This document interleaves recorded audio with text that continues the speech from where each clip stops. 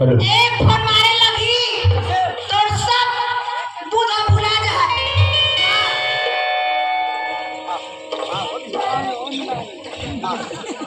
बाप बोले रे बाप। तीन तीन चार चार छन होगा मन लड़का मन के मुंह में पैरा डाला था। काबर गोठिया था गली में। गोठिया गई हो बात ला बतावत हो। मैं हदरानी जहां ये धन का हेलो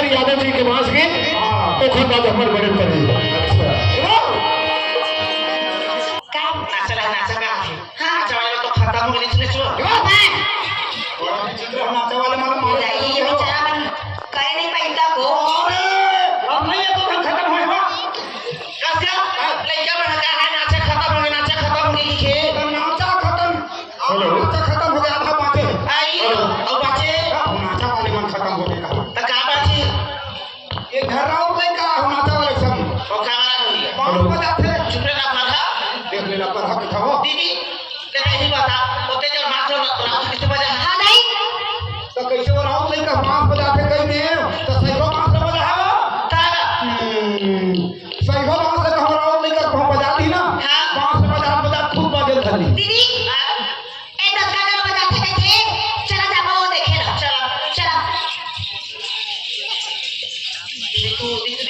तू आगे कोई दो कहां स्टेज पर जाओ सा कक्का सुंदर बनी स्टेज आओ पूजा जगह बोल के ना तो बाहर की टेम्पल वाले वो बड़े वाली की हां के घर में पोस में डिस टेम्पल नहीं कहा डिस्टर में कर देना आ तो सुन हाँ। लड़का बना सुते ही अच्छा।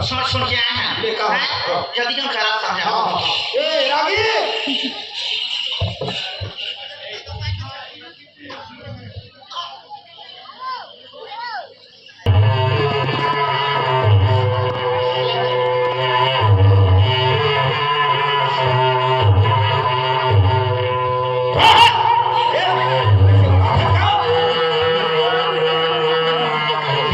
जब काम नहीं हो रहा